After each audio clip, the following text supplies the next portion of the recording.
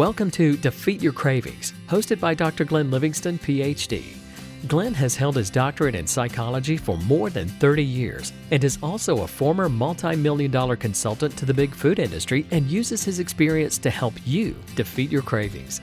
This show will help you to focus on dramatically reducing cravings and leave the diet mentality behind, so you can more easily and effortlessly achieve your health, fitness, and body composition goals. Please remember, no doctor-patient relationship is created via this show, and you are responsible for confirming any changes to your diet, health, or psychological routines with an appropriately licensed professional before implementing them. Now, before we get started, if you haven't yet downloaded the free smartphone app to access dozens of these recordings all in one place, as well as to avail yourself of a confidential community for support, motivation, and assistance, please visit the podcast link on defeatyourcravings.com as soon as possible. And now, here's your host, Dr. Glenn Livingston. Hey, it's the very good Dr. Glenn Livingston, and I'm here with the worthy Howard Jacobson of Well Start Health and Plant Yourself. Absolutely worthy. I want to talk about something I consider to be paradigm shifting today. It might be a short call, but I encourage people to listen carefully because this can make all the difference. First of all, I heard something from Jack Trimpey which really encapsulates how the pig, our lizard brain, our reptilian brain operates.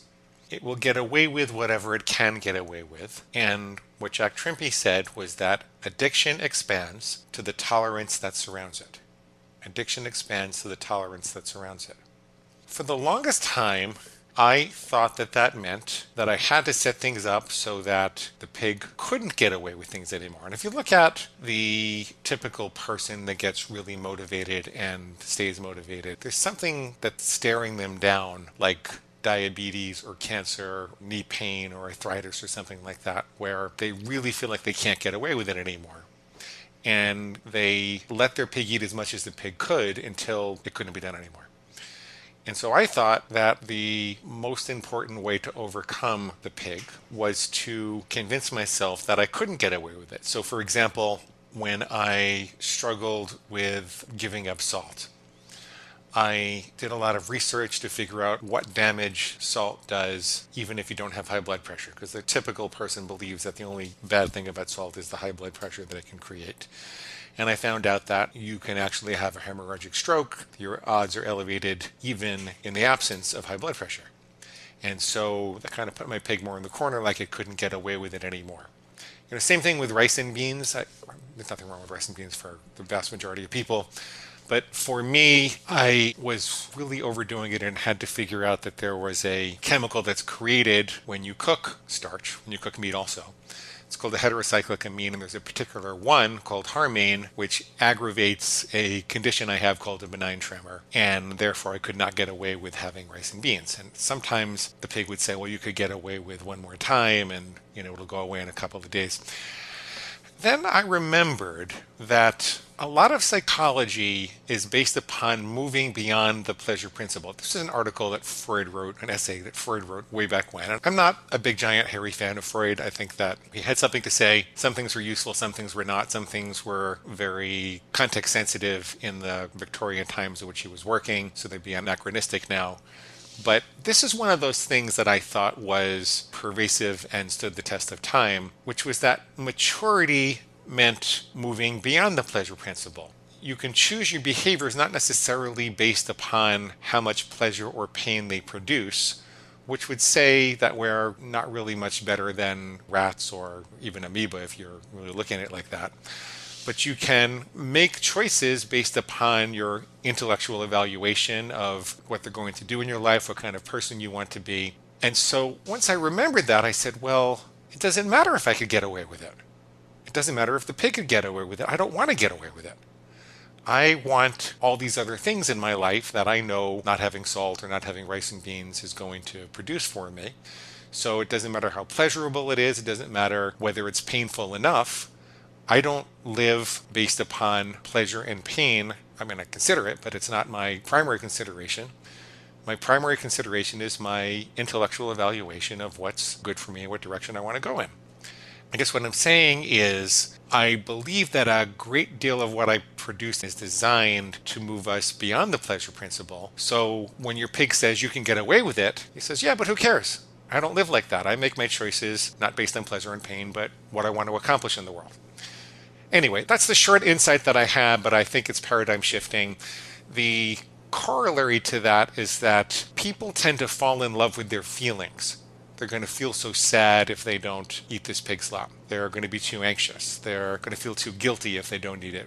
Their mom baked it for them, or their cousin did it at a work function or whatever, and they're going to feel too guilty. And I'll often intervene by saying, well, why do you have to be in love with those feelings? Why can't you feel guilty and not have it anyway? Why can't you feel sad and eat healthy anyway? That's another way of saying, let's move out of the pleasure principle and into a more mature way of being. So what do you think? I think that's really interesting to not feel like you have to be at the brink of the cliff, right? Because that's when I start working with people, that's often where they're coming from, even as they're binging. They're telling me like, this is why I have to do it, because I have kidney disease and I don't have any luxury because my doctor told me. And so they're trying to use that to keep themselves in line. Like they're trying to like rent a drill sergeant. The more they're doing that, the more they're failing. Yeah, it's like the concept of hitting bottom. Like you have to hit bottom before you're willing to give it up. Yeah. But why? You have to lose everything before you're willing to change? Or can you say, I'm a human being and I can make better decisions than that? And if you think about it, bottom seeking is actually a pig behavior. It says, let's keep going until we do hit bottom. Yippee, let's keep doing it. Yeah. You know where I started doing that? Where we met in the internet marketing world, all the good stories were people hitting bottom. And I was like, oh boy, I can't wait till I hit bottom so I can start $1 million a month internet business. Right. Right, like the pictures of them, like, you know, living on Ritz crackers and peanut butter, off-brand peanut butter in their sister-in-law's basement. And there's some fantasy that things are going to be magically different. And you hear that in the 12-step programs also, all these stories of people who hit bottom and then turn things around. What you don't see is all the people who hit bottom and kept going, right? Right. Or all the people who woke up one day and said, you know, enough of this. Like, I'm fine, I'm functioning well, there's nothing on fire, and I want to live better. Yeah, and let me see what's possible to accomplish with the balance of my life.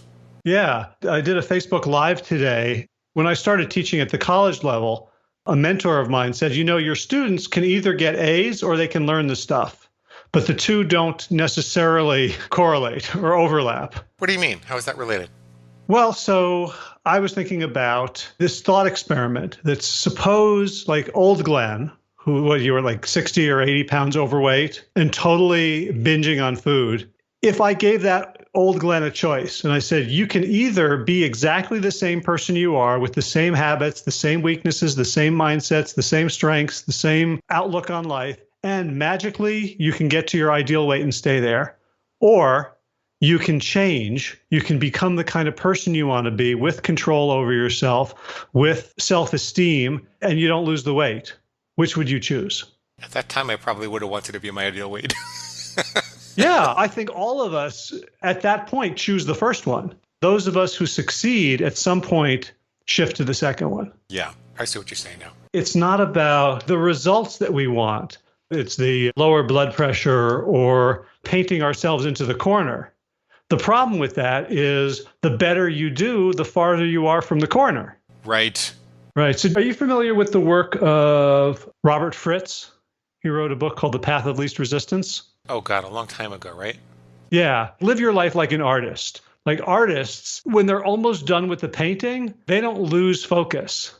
They gain more focus. They're more motivated. They have more momentum.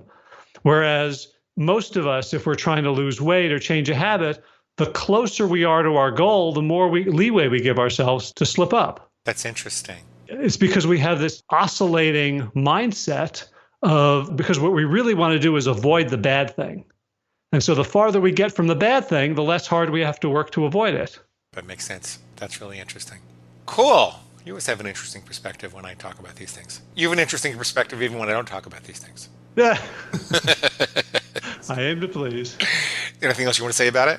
I don't think so. I like your framing because that's really helpful, that this idea that it makes sense to raise the stakes. And I think at the beginning, that's probably an appropriate thing to do. Like we do all sorts of things just to get moving that we don't do when we're already moving. It's almost like, when I have to start my lawnmower, I have to pull the cord to get it going, but I don't have to keep pulling the cord once it's going. Or all the effort that it takes to get a plane into the air into cruising altitude, and then how much less fuel it takes to get it to its destination after that. So I guess the takeaway is, who cares if you can get away with it? You don't want to get away with it. And don't fall in love with your feelings. Feelings aren't facts. And make decisions with your head. That's the idea. I wrote a book a long time ago called Eat With Your Head, but the content was not that good. But I think I still like the phrase. And that brings us to the end of today's broadcast of Defeat Your Cravings, hosted by Dr. Glenn Livingston. Now, if you'd like to find out more about the products and services Dr. Glenn offers to help you dramatically reduce your cravings and stop overeating in 90 days or less, please visit defeatyourcravingscoaching.com. That's defeatyourcravingscoaching.com. Thanks.